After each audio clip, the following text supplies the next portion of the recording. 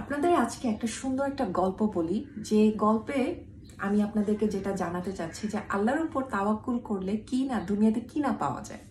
আচ্ছা, এই গল্পটা হয়েছে মদিনাতে নবী সাল্লাল্লাহু আলাইহি সাল্লামের সময়কার একটা গল্প।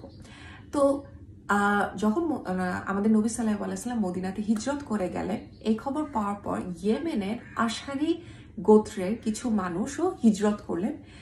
তারা নবী সাল্লাল্লাহু আলাইহি সাল্লামের কাছে থাকতে চেয়েছিলেন। তো যখন ইয়েমেন থেকে তারা মদিনাতে পৌঁছলো হিজরত করে, ততদিনে তাদের যে খাবার দাবার বা পানীয় ছিল তাদের কাছে ওইটা সব শেষ হয়ে গেল, এবং তারা তাদের মধ্যে থেকে একটা লোককে সিলেক্ট করলো এবং বলল যে তুমি নবী সাল্লাল্লাহু আলাইহি সাল্লামের কাছে গিয়ে কোনো খাবার দাবার বা পানীয় আমাদের জন্য নিয়ে আসো।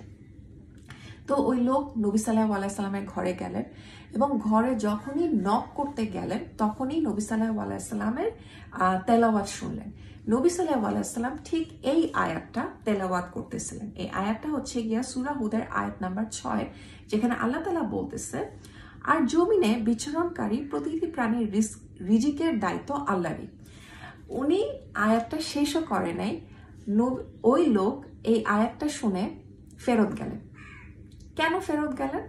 কারণ উনি ভাবলেন যেখানে আল্লাহ তাআলা পৃথিবীর প্রত্যেকটা প্রাণীকুলের রিজিকের দায়িত্ব নিয়েছেন, তো আমরা তো মানুষ, আমরা তো অন্যান্য প্রাণীকুলের থেকে শ্রেষ্ঠ, তো অবশ্যই আমাদের রিজিকের দায়িত্ব আল্লাহ তাআলাই নিয়েছেন।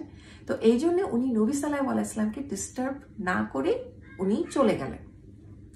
চলে যাওয়ার পর তার যে গোত্রের মানুষজন তাদেরকে বললেন যে হ্যাঁ, আমাদের খাবার দাবারের ব্যবস্থা হয়ে গেছে, তোমরা চিন্তা করো না। এরপরে যেটা ঘটলো সেটা খুবই একটা মজার ঘটনা। এতগুলি লোককে দেখে কোনো একটা ঘর থেকে বা কোনো কেউ একজন তাদের জন্য রুটি আর মাংস পাঠালো। ওই লোকগুলি এত লম্বা পথ হিজরত করে এসেছে, এই রুটি মাংস দেখে তো খুবই খুশি হয়ে গেল এবং তারা পেট ভরে খেলো। এবং ওই খাবারের মধ্যে এত বরকত ছিল যে তারা সবাই খাওয়ার পরও কিন্তু অনেক রুটি এবং মাংস বেঁচে গেল। তো তারা মনে করলো তারা মনে মনে ভাবতেছে যে এটা নবী সাল্লাল্লাহু আলাইহি সাল্লাম পাঠিয়েছে আমাদের রিকোয়েস্ট শোনার পর, তো এই মাংসটুকু এবং রুটিগুলো তার জন্য আমরা পাঠিয়ে দিই। তো কিছু লোক গেল নবী সাল্লাল্লাহু আলাইহি সাল্লামের দরবারে তাকে সালাম জানাতে এবং ওই রুটি আর মাংস তাকে প্রদান করতে। যখন গেল এবং বলল যে নবী সাল্লাল্লাহু আলাইহি সাল্লাম, এই খাবারগুলি তো আপনি পাঠিয়েছেন, আমাদের খাওয়ার পর কিছু বাকি রয়ে গেল, এটা আপনার জন্য আমরা নিয়ে এসেছি। নবী সাল্লাল্লাহু আলাইহি সাল্লাম তো অবাক।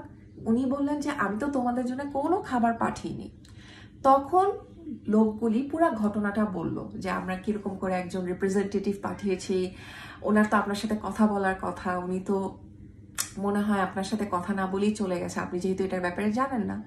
নবী সাল্লাল্লাহু আলাইহি সাল্লাম পুরো ঘটনা শুনে বলল, যেই রবের কাছে আমার প্রাণ, সেই রবই কিন্তু তোমাদেরকে এই রিজিকের ব্যবস্থা করে দিয়েছে। তো আমি একটা জিনিস স্টাডি করতেছিলাম কোরআনে, তখন এই ঘটনাটা পড়লাম, এত সুন্দর লাগলো। আমাদের জীবনে যখন কোনো অভাব বা আমাদের যখন কোনো কিছু দরকার পড়ে, তখন আমরা অনেক সময় কিন্তু হয়রানি হয়ে যায় যে এটা কোথা থেকে আসবে। কিন্তু আল্লাহ তাআলা কিন্তু লিটারেলি এই আয়াতের মাধ্যমে ডিক্লেয়ার করে দিয়েছে যে তোমার রিজিকের দায়িত্ব আমার, তোমার যা কিছু দরকার পড়ে ওই সব কিছু দায়িত্ব আমার, মানে আল্লাহ রাব্বুল আলামিনের।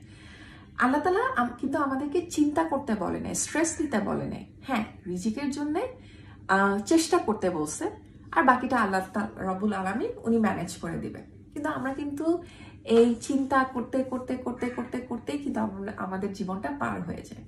এত চিন্তা করবেন না। এই আশারি গোত্রের মতন যে তারা জানতো না তাদের খাবার দাবার কোথা থেকে আসবে, আমিও আর আপনিও কিন্তু জানি না যে আমাদের জীবনের মোড় কোথায় ঘুরবে।